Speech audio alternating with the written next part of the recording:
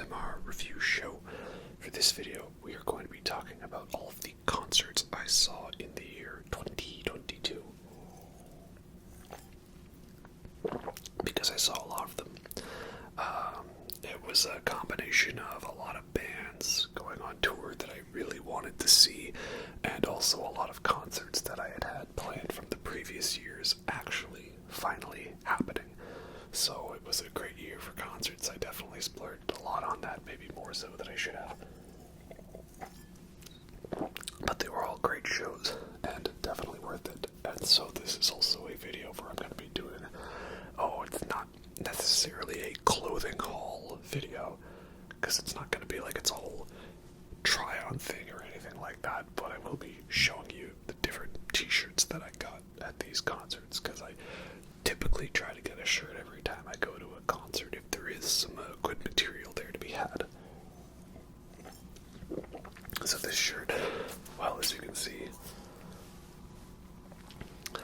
it's a Suspiria themed one. Why? Well, that'll be the last concert we talk about, so I'll show you that when we get to it. Anyway, so first off, there are two concerts that unfortunately I will not be seeing, because those were ones I had tickets for that got cancelled, just up and gone. The first was Tool. They were supposed to be doing a tour in May of 2020, and that didn't happen. That one got cancelled. And then they did another tour in early 2021, but it was US dates only. I'm Canadian. And that was at a time where you had to pay for PCR testings regardless of your vaccination status. And I thought, on top of concert tickets, I'm not going to pay extra for PCR tests and stuff like that. So I was not up for traveling for shows, and there wasn't even any shows nearby where I live. The closest was Vegas or something like that. It was very unfortunate. So no, Tool is not a band I was able to see. I have seen them twice before, though, in 2010 and 2017, and they did put on a great show. I would have really loved to see them playing stuff from the new album, Fear Inoculum, because I actually really loved that album a lot. Probably more so than most people. But yeah, unfortunately that's going to have to wait for now, and I'm not even sure if I'm going to bother seeing them if they do come near where I live, with Ticketmaster being what it is, you all know. The other band I'm not going to be able to see, unfortunately, is Rage Against the Machine. That was going to be in 2020, again, I think May or sometime like that, pretty early 2020, and that one got postponed many times throughout the pandemic, and it was finally going to be that they took the second half of the show, and they did all those shows, the ones that were in the summer of 2022, and then they pushed those other dates forward to, early 2023. But Zach De La Rocha, I think he hurt his leg really badly, something about how he has no tendons or needs the tendons to heal. I'm not sure exactly. But basically they barely managed to finish the last couple of New York shows, and they've just up and canceled all the other ones, unfortunately. So yeah, the universe decided that the Rage Against the Machine tour was just going to be too much rage for North America to handle, and therefore they couldn't do the whole thing. But I saw some of the footage from that show, and it looked amazing. And I love Rage Against the Machine a lot. Definitely an amazing band. So, oh well, that will not be happening.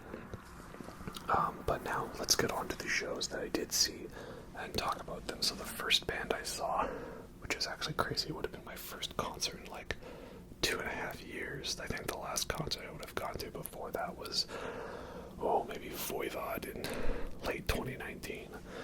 But yeah, the first band was Godspeed You, Black Emperor, and this is the shirt I got from them. It says Estates Embrace, and then it's got tour dates on the back, but a lot of them are all strange and crossed out in that typical Godspeed You, Black Emperor font. So yeah, it's a pretty simple shirt, not too flashy, but I like it. These guys, if you don't know, are a post-rock, atmospheric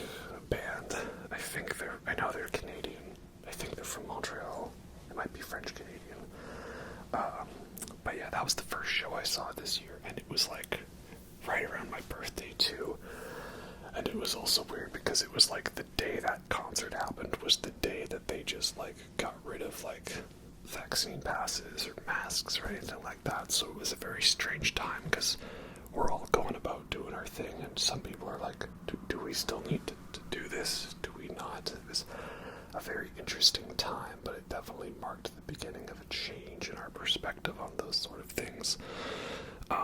And you know, it's not like it was a rock concert, you know, we're kind of all just standing there listening to Godspeed You Black Emperor play all their cool atmospheric music and stuff. And it was great. Like, they did a lot of new songs, but those songs are still pretty good. And a couple of good old ones in there with big, long, epic jams and electric violin and all that goodiness. So yeah, definitely a very interesting experience to be back at a concert, but kind of a nice one to kind of ease myself into that mentality of going to shows again. So it was very good, very cool. I just only wish they had actually played East Hastings because, you know, they were playing in Vancouver, and East Hastings is in Vancouver. So it would have been very, what's the word? You know, appropriately timed, very apropos, you know. Poignant, topical, shall we say. So that was the first concert I went to, but the first metal concert that I went to in the year was Mastodon and Opeth.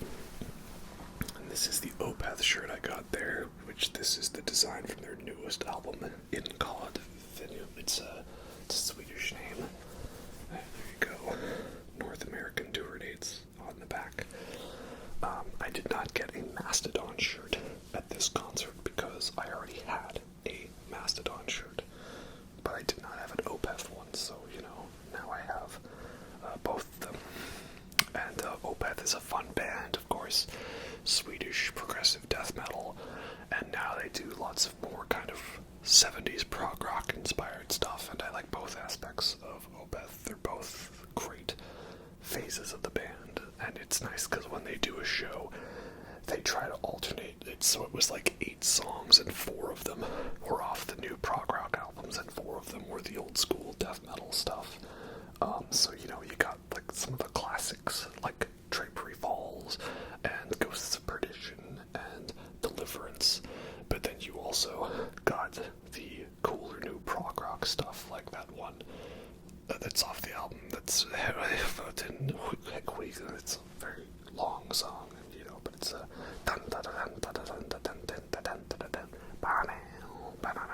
that one.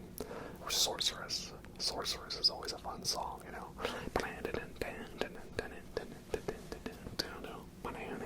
It's a fun groovy song, but also, you know, pretty chuggy with that the drop A. Very nice. So yeah, Opeth was great, and Michael Ackerfeld, he's awesome too, because you get a Opeth show and you also get a comedy show when he does his thing, right? Because of course, you know, he's all sweet, so he's like, "Hello, Canada, it is good to see you, but I'm very sorry to admit, we are from Sweden, the hockey capital Canada of the world," and we go, "Oh, you know, bitter rivalry." So he makes lots of fun jokes, or like he purposely mistakenly referred to us as Toronto, right? You know, great thing. Like, thank you, Toronto. So that's great. And then also he was mentioning a bunch of like Canadian artists like Neil Young, Joni Mitchell, and Rush, and Triumph. And after a pause, he says Voivod, and I yelled out Voivod, and then he almost sort of referenced me, but he was like, "Best fucking band in the world." And I was like, yeah, awesome, because I was up in the front row for that. And that's also cool that then they went and did their European tour with Voivod as the opening act. I kind of wish that Voivod was the opening band for Opeth on this tour, but oh well, we still got Mastodon, and Mastodon's a lot of fun. They were a band that took me a long time to get into, but when I did, and they finally clicked, like I really got it with them. So Mastodon is really awesome, and they put on a great show, playing a lot of songs off their new double album, Hushed and Grim, and that's a great album, definitely one of their best in a while. Maybe my favorite album of theirs, besides Crack the Sky, because I like the length to it and the emotional depth that they go into. There was a lot of emotions on that album. And I think the opening band was Chemists, and they were pretty cool. Some good sludgy stuff, fun band, good way to set the stage. So yeah, that was the first one being back at a true rock metal concert, and it was a fun one. I love both those bands. They're great. Always put on a good show. Definitely ones that I wouldn't mind seeing again, especially because they're not too crazy big, which means tickets were not too crazy expensive, So yeah, Opeth is a fun one. Mastodon's a fun one. A very great, enjoyable show. And I'm just drinking some wine because I'm classy, right? Very classy. Now next one, the band that we saw was Ivor. Now I don't know if you know Ivor because she's from the Faroe Islands, and she sings a lot of her stuff in Faroese. It's not exactly Icelandic or Swedish, but they're their own nation in there. Yeah, it's a very small, tiny place. Main thing you might know Ivor for is that she did some songs for the Netflix show The Last Kingdom. That's how a lot of people know her. I say Ivor. Who? The Last Kingdom? Yeah, she makes music for that show. But she's got a couple albums out, and this shirt is not actually mine. It's my fiance's, because this was a concert mainly for her. I don't really listen to Ivor that much. She's cool, but it was really for her to see. And it's just got the phases of the moon, and it says Ivor on the back. So she's a great show. I don't really know the music, but I like that sort of dark gothic witchy singer-songwriter vibes. Obviously I really love Chelsea Wolfe, and Marissa Nadler, Emma Ruth Rundle, and other Icelandic bands like Bjork and Sigur Rós. So Ivor definitely fits nicely into that pantheon of those genres. So yeah, pretty good show. Nothing too crazy or fancy, but very entertaining. And the fiance loved it a lot, so I think that means it was a very good show to witness. And then the complete end of the spectrum, we go from small little obscure Faroese singer to big giant stadium tour, with the stadium tour. That is the Def Leppard, Motley Crue, Poison, Joan Jett stadium tour. And I got the tour dates on the back. So this was one that I know they had announced was going to happen for a bunch of other places, and at the last minute they added in some Canadian shows, so we went to see this. And it was a great time, Def Leppard has always been one of my favorite bands, probably the band that got me into being the music lover that I am. And I love Joan Jett. She's awesome, a total badass, so many great songs. Poison, I'm not the biggest fan of Poison. I mean, it does seem hypocritical to love 80s hair metal bands like Def Leppard and then criticize Poison for being a generic 80s hair metal band, but I guess they're good fun. I'm just not majorly in love with them. And Motley Crue, even though they definitely should have retired by this point, I love Motley Crue. They're good fun, they're good old-fashioned sleazy 80s metal, hair metal, that is, not metal, if you know what I mean. So yeah, it was a very fun show.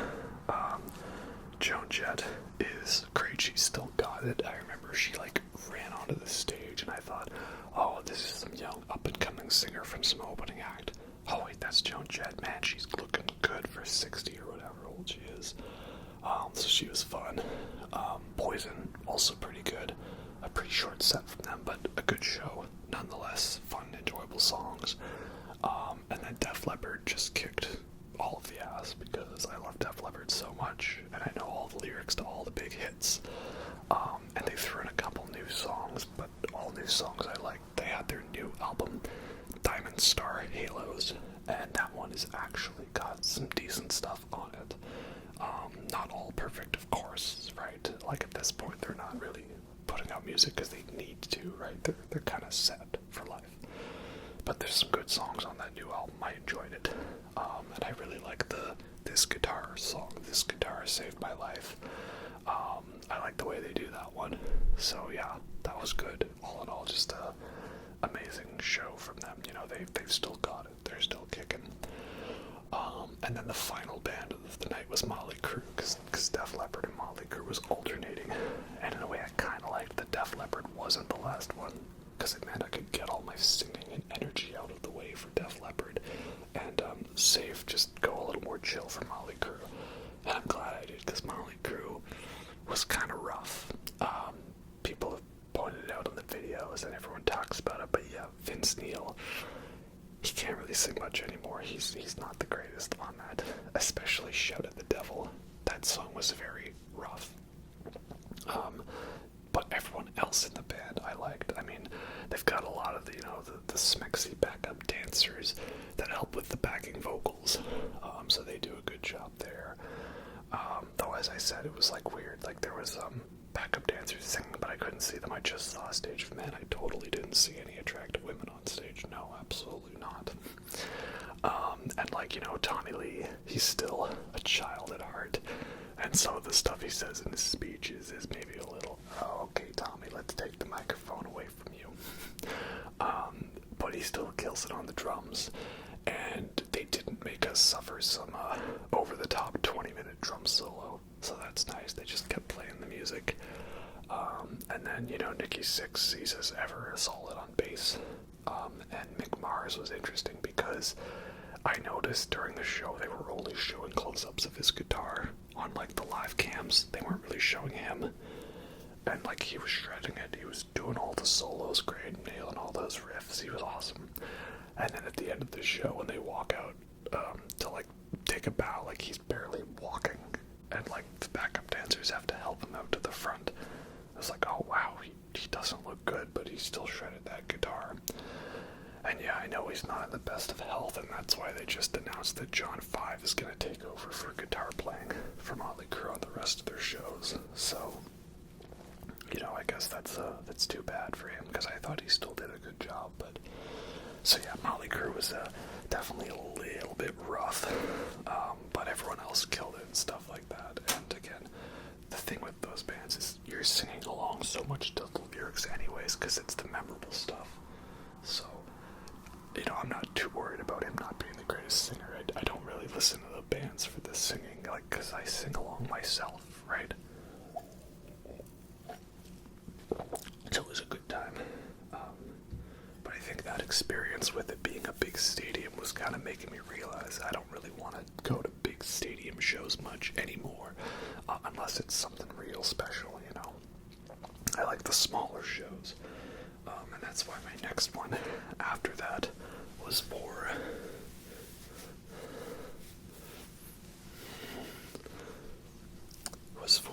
Peter Hook and the Light.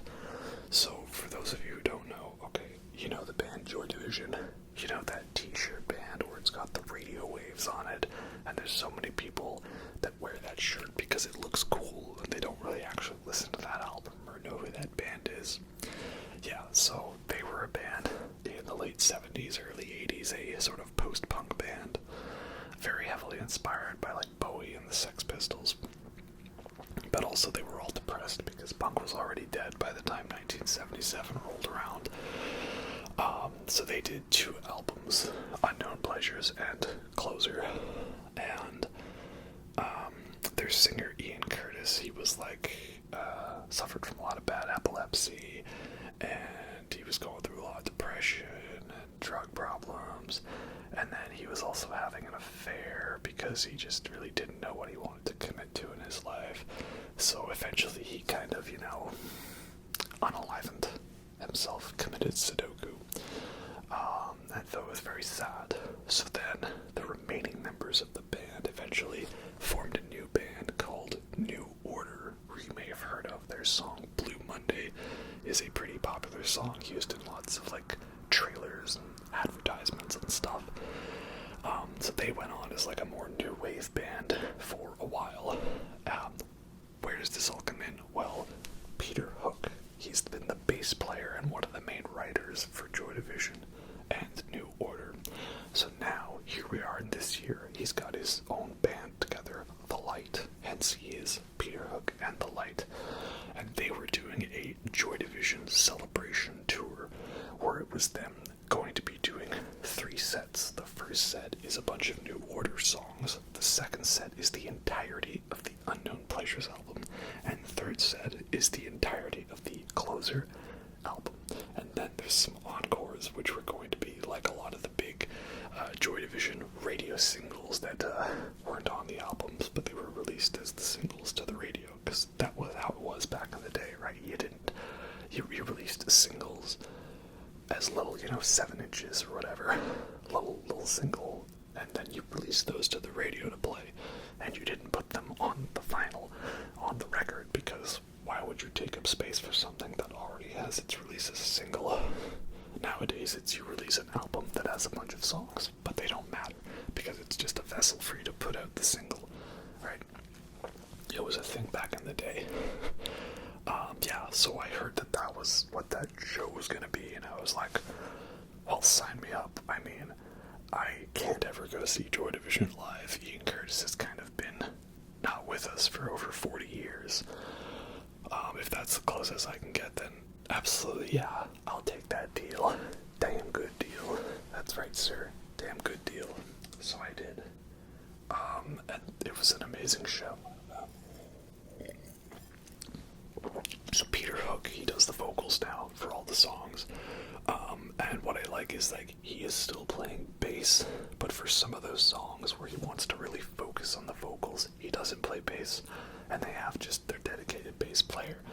But that means when he does come in on the bass, you've got 2 bass players, and it's extra loud, and there's more chorus and reverb going on, and it's such a great sound. It was a real great sounding concert, the way they did all this together. So I'm not the biggest fan of New Order. I haven't listened to them too much. I know a couple of songs. So that first set is it's cool, it's a nice intro. And then they come in with all of Unknown Pleasures, a fantastic album. I love that album so much. And they play all of that perfectly, and they make it even more darker and heavy than it was on the album. And then they come back and they do all of Closer, which is a very underrated album, because for the longest time I didn't really listen to that one, because I was so addicted to the Unknown Pleasures album. Closer kind of slipped to the side, but when I heard that tour was happening, I really sat down and I focused and I really digested that album, and now I do really love it a lot.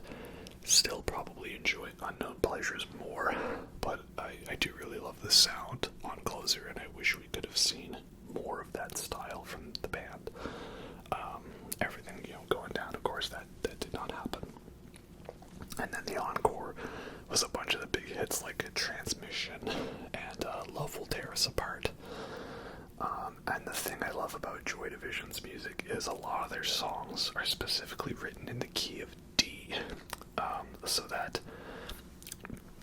Peter Hook can be playing on the 4-string bass, he can be playing 3rd string, the open D, while playing a bunch of real high notes on 4th string, G string, to just create a cool descending chorusy vibe. It's a real great sound. You can really hear that in the beginning of She's Lost Control, or Love Will Tear Us Apart. A lot of great sounds like that. Or a couple other songs near the end of Closer do that. Heart and Soul has that, or A Means to an End. A couple songs like that. Real good vibes. Or they're in E, so they can hit a nice big E power chord and a real heavy sound like New Dawn Fades or Shadow Play. Great songs. So yeah, that was a very fun show, and it was great because I could be at a show where everybody was wearing Joy Division shirts, and I knew they weren't just posers wearing them because they were trendy, like a Ramones Stones shirt, right? Or Guns N' Roses. Don't get me wrong, I love all of those bands, but they are definitely t-shirt bands where people wear them because they're trendy, not necessarily because they listen to them. And I would never go out of my way to call somebody out on that. I won't just go talk to a random person on that, but, in the back of my mind, yeah, it's like a lot of people wearing the Hellfire Club shirt now. Like, don't get me wrong, I have a Hellfire Club shirt. I was Eddie Munson for Halloween, but that's because, I am a metalhead, and I play Master of Puppets on guitar. And I was that type of a kid in high school. I don't like it that those types of kids are the ones who would bully people like Eddie, or people like me are the ones thinking it's cool now because it's trendy. I don't agree with that. But yeah, they didn't really have much for cool shirts, but they had this toque with this nice design, and so I thought, yeah, it's kind of nice and stylish. I think it fits my vibe nicely, and it is a toque, not a beanie. That's some good old Canadian slang for you there. So then, next concert I saw was the most anticipated one for me, because it was the one I'd been waiting for the longest, and out of my 2020 concerts, this was the only one that didn't get canceled. It finally happened.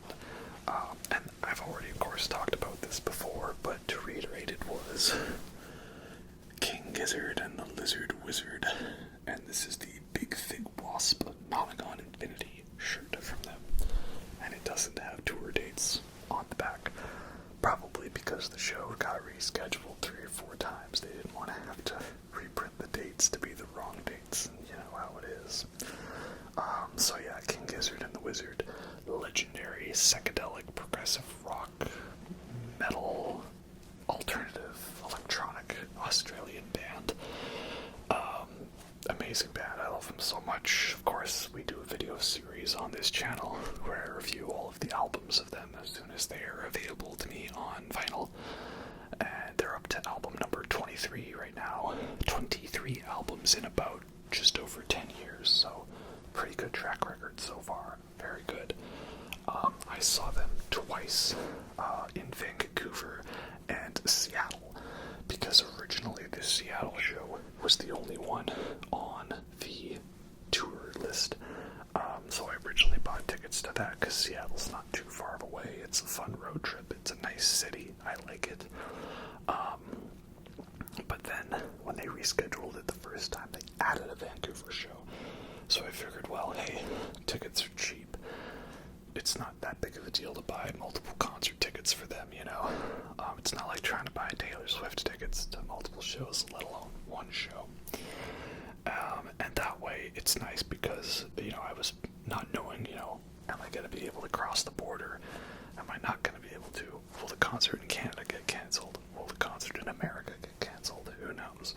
And the nice thing about King Gizzard is they're a band that's always trying to play a different set every night. They're always trying to throw different songs into the rotation. So I went to the Vancouver show and they did Altered Beast for the first time with Leah Senior doing the vocals. I was like, oh man, that was amazing. But they didn't really do much for thrash stuff or microtonal stuff. Only Venusian 2 and Planet B, and only Supreme Ascendancy, Automation, and Odd Life with just the KGLW intro. But then at the Seattle show, they did one Sleep Drifter, Bellbong Valley, Plethora, Minimum Brain Size, and they also teased other songs like Rattlesnake in there. And then for thrash stuff, they did Venusian 1, Superbug, Gaia, Predator X, Perihelion, and Gaia had a crazy big drum solo in it with calves going off his rocker.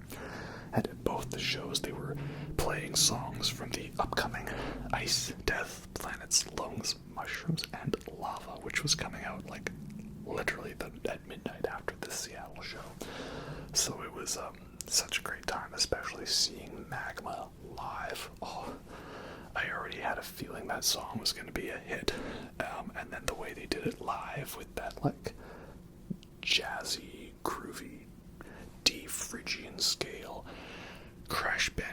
meets King Gizzard meets Tool meets Porcupine Tree. Just everything about that song. That's like a song that I would want to make, because when I make music, I'm making music for me because I want to hear it, and that's what I want to hear. So it's like it was made for me. So yeah, absolutely amazing shows. So glad they finally got to happen. It was very unreal to have that finally happen. And then it gets even better.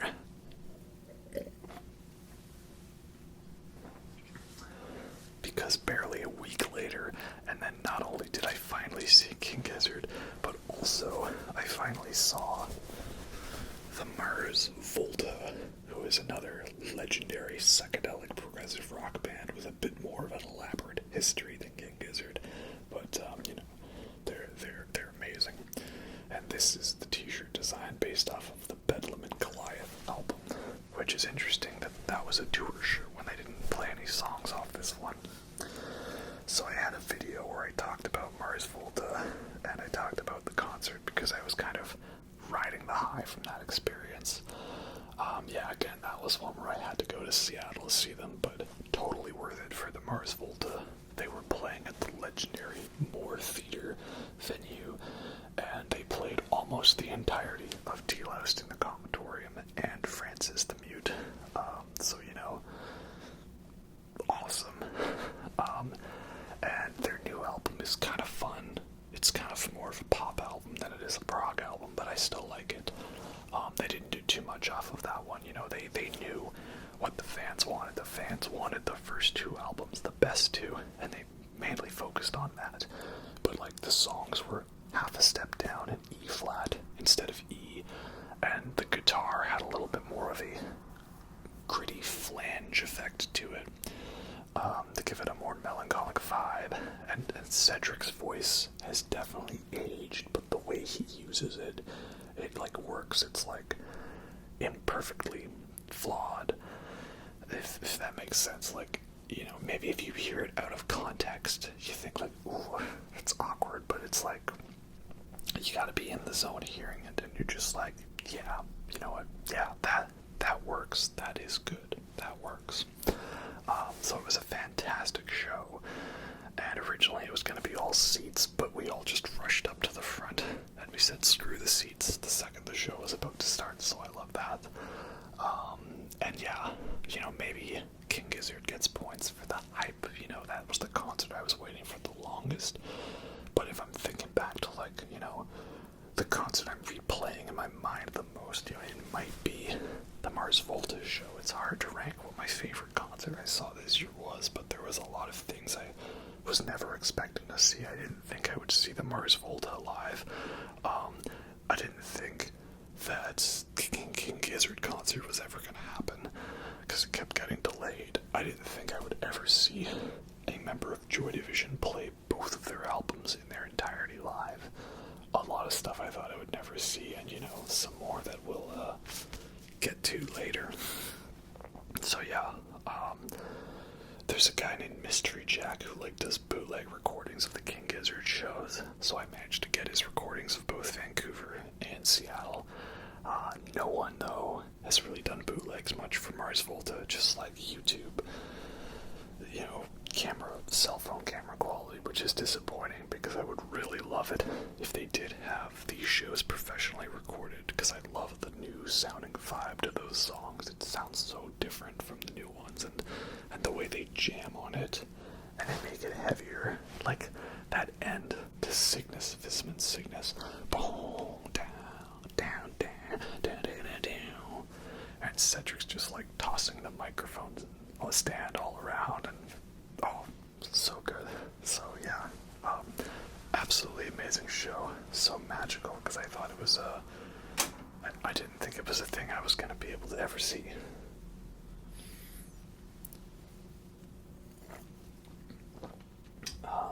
And then another band who I was so happy to finally see, because I got robbed of seeing them earlier in the year.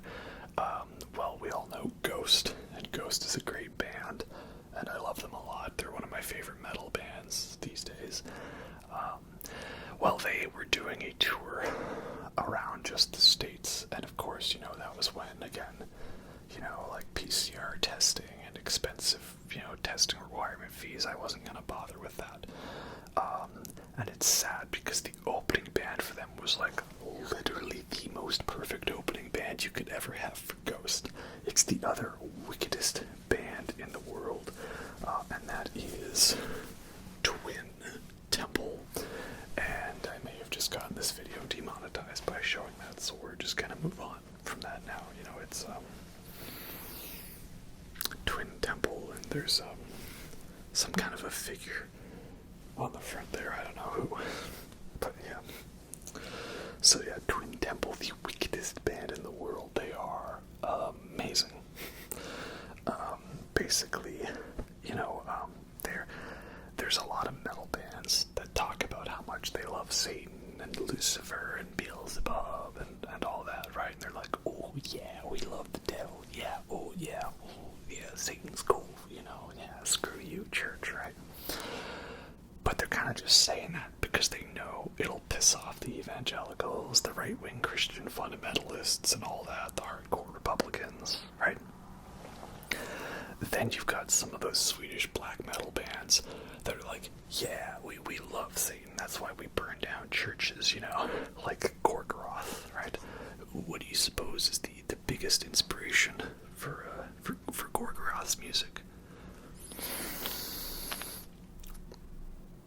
Satan.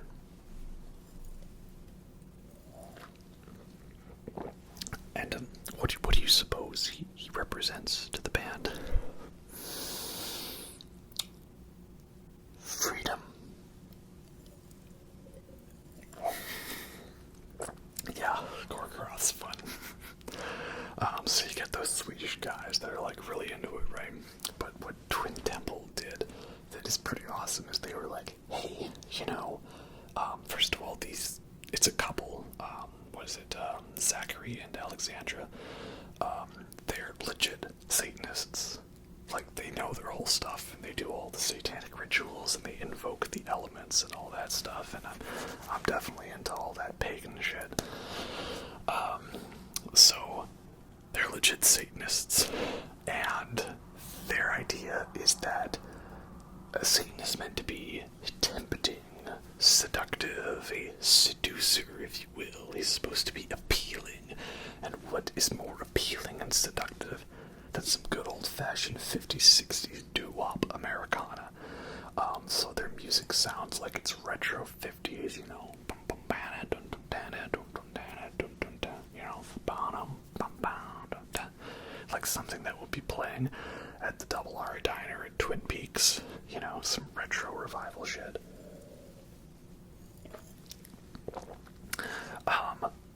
But all the music is about how much Satan's awesome and stuff, and so they have such great songs like The Devil Didn't Make Me Do It, Satan's a Woman, I'm a Witch, I Know How to Hex You, Santa Muerte, and their biggest new hit, Let's Have a Satanic Orgy. And that's what the name of the tour was, the Satanic Orgy Tour. Yeah, these guys are amazing, and I would so love to see them open for Ghost. That would be a perfect combo, but alas, we did not. But that's okay, because they were just doing their first ever headlining tour, where they were the main band, and it was great because they don't have too many songs out yet, so they basically just played the entirety of their album, plus the hit singles they put out. Pretty much the most perfect set list you could ask for from these guys. And there was lots of, like, you know, satanic prayers and the invoking of the elements and blood rituals and all that stuff in there. They're amazing. They're awesome. So it's such a fun show from them, you know, they're great. And the crowd too. Crowd's a great vibe. Crowd's awesome. And then just to be even more awesome, I'll show you something we got.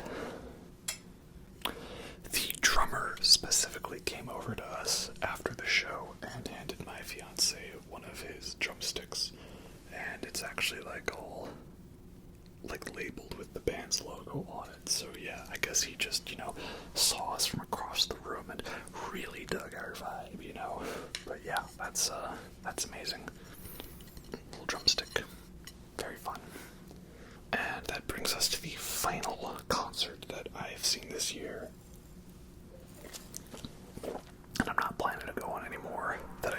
this year. I don't think there's anything else happening. And that is, well, it's the shirt I've been wearing this whole video. Suspiria. Because, you see, Suspiria is the classic 70s Italian horror film. Definitely a cult classic. A Disney movie possessed by a demon, full of wickedry and witchcraft and darkness and murder and violence, but also incredibly stylized with like magenta and purple and ruled thirds and strange architecture. A very unique horror film that it's just something of its own creation, really. Very heavily inspired by the giallo Italian genre, but it's not a giallo because it's got elements of it, but it is not a murder mystery where like an American comes in and he has to figure out who the black glove killer is, right? It's got some of those elements, but it is different, so it's not really a giallo, it's a honorary one. And the director Dario Argento has made many giallo films like Deep Red and Tenebra, but this one is not a giallo. And then here's the other shirt. Goblin, Claudio Simonet's Goblin, with the tour dates on the back. Oh yeah. Because you see, what this concert was, is it was that, well, the original movie had a very odd, spooky soundtrack by the progressive rock band, the Italian progressive rock band, Goblin. A very unique soundtrack with a very fun, repeating theme, very mystical and spooky. So, because it's the 45th anniversary of Suspiria, what Goblin was doing is they were doing a tour where they played the soundtrack live to a screening of the movie, which was so cool, you know, because you're in, like, you know, like a concert hall, like you know, a rock show arena, but everyone's all sitting down and they're watching a movie, and then the band is like playing the soundtrack live, and so people are like clapping after certain big moments in the movie, and everyone's just like really into the vibe of the film. It's awesome. So you get to see the movie, and they play the soundtrack live, but because it's a short movie, like barely 80 minutes, as soon as the movie's over, they just launch right into a whole set of other scores that Goblin has done over the years, because they also did the score for like a Day of the Dead, the George A. Romero one. Was it Day of the Dead or Dawn of the Dead? It was the one that takes place inside a mall. I sometimes confuse the titles a little bit. The one that takes place in a mall, they did that one, but not the Zack Snyder one. And then they also did the scores for some other movies like Phenomena and Tenebra. Unfortunately, I think they were running a little behind schedule because they did not play the theme to Tenebra. They skipped that and went right into the encore song, which was Profondo Rosso, Deep Red. Another Dario Argento film, and a very great one, and a very amazing theme. I really just, you know, if they had also just simply played that movie and done the score to that one, I would have also gone to see that. So yeah, it was a real fun show, because it's like, you watch a movie, you see the soundtrack live, and then you get a mini prog rock concert with lots of shredding guitar and double bass drums and crazy keyboard synthiness and goodiness, but you're also, you know, seeing a fun cult horror movie, Suspiria. So yeah, I really dug it. It was a very fun experience. I just wish they could have gone longer and played more of the soundtracks that I like to listen to, right? But you can say that for most concerts, right? Like King Gizzard, right? If they could just play like about an eighth of their discography, that would still be too little for me. And that's it for concerts that I saw in 2022. Definitely some bands that I'm hoping tour near me that I would go see. Obviously Ghost, they did a US tour and then a Europe tour or they're announcing that, and they were doing another leg of another U.S. tour. But I'm still waiting for like Seattle or Vancouver, or just, something in the Pacific Northwest area would be very much appreciated.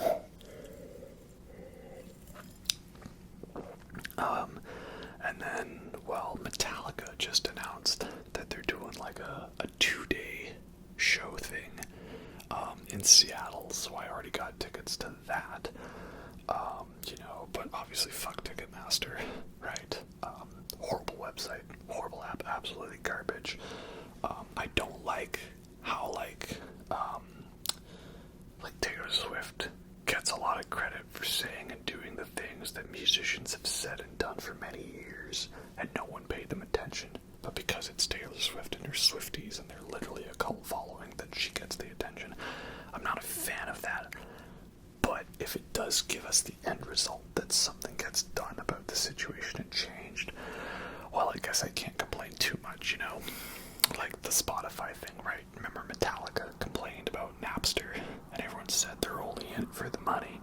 And then Taylor Swift complained about Spotify, and everyone was like, oh, you go, girl, that's so cool of you, right? Like, hey, musicians have been saying that for years. It's nothing new. Just like how Pearl Jam's been at war with Ticketmaster for years, since like the early 90s, and no one's cared about that. But as soon as Taylor Swift tickets sell out too fast, all of a sudden we've got to break up Ticketmaster, which, again, if the end result is that, I guess I can't complain too much, But yeah, so Metallica in 2024, that's going to be a crazy weekend, but it's a ways away.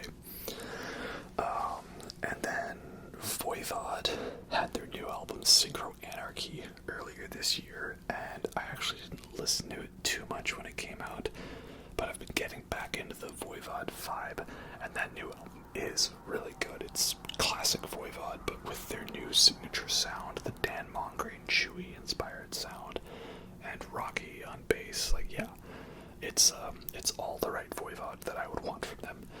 And they typically like to come around here more often because they are Canadian. So I would like to see them again. I have seen them 3 times already, but they're still always a fun show. Again, I'm kind of feeling that, like, apart from maybe something real special, like Metallica doing a weekend event, I don't think I plan on going to big arena shows anymore. And most of those shows I mentioned that I saw weren't. The only real big stadium one was Def Leppard. Other than that, all these other shows, they're at smaller venues and ballrooms and theaters and halls and stuff like that. And I much prefer that vibe to the big stadium. Because you go to a big stadium, you're sitting like a half a mile away, and the sound isn't great. You're sitting next to a bunch of drunk people that are only there because they're rich people and they can afford these tickets like it's nothing. And they're charging you $18 Canadian for a small little tiny plastic cup of Budweiser. Like, I don't know. That's not my vibe anymore. Like I say, might make some exceptions here and there, but like if Iron Maiden or Tool comes around again, don't know if I'm gonna go out of my way. Another concert that was announced that I just am not interested in because arena shows and Ticketmaster being Ticketmaster was Paramore. I love Paramore. They are definitely a comfort band because, a lot of people, they have that emo / pop punk band they grow up with in the early 2000s, and for a lot of people it's bands like My Chemical Romance or Blink-182 or Sum 41 or Simple Plan, stuff like that. For me, that band was Paramore. I always loved them growing up. They were a comfort band for me. And the new stuff they've done is actually still pretty good. It's different, but it still is very depressing, so it fits in with the mentality that I would listen to them for. But yeah, then I look and I'm like, oh, they're going to Seattle, and it's like $200 for a single ticket, American, at the very top with limited video view or obstructed view. And like, because Ticketmaster has no regulations on resale, somebody can like buy a lower bowl ticket right away and sell it for literally $900 for a single ticket American. Yeah, no, I refuse to contribute to that. And just to show you how prices are bad, it's like $350 American for a Paramore floor ticket, and it's like $300 American for 2 nights together for Metallica. Yeah, I'm much picking that option over the other option. So yeah, Ticketmaster's garbage. Big arena shows are overpriced. I'm not really interested in that anymore. Oh, and the one show that I was kind of interested in that I didn't go to this year was Roger Waters with his Us and Them tour. Or sorry, no, this is not a drill. Us and Them was a while back. I saw him twice on the Wall tour, like about 10 years ago, and that was amazing. It was fantastic. But other than that, because I've seen that, and I've seen so many Pink Floyd live DVDs and all that stuff, I don't really feel I need to go out of my way to spend crazy money on a big arena show to see Roger Waters. He puts on a great show, I'm sure he does. I like him, he's awesome. But yeah, I've seen The Wall in its entirety live twice. I don't really think I need to bother with that, especially when I can go to all these cool, smaller shows and have a real fun, intimate vibe at the venue. Anyway, yeah, that's my concerts I went to 2020 Wrapped. I will be doing a video on my Spotify Wrapped 2020 eventually. Only it's not really Spotify Wrapped because I use Apple Music, so it's my Apple Replay. But nobody cares about Apple Replay, so for the purposes of algorithms, it will be Spotify Wrapped. Anyway, that's all I got for now. Hope you enjoyed that.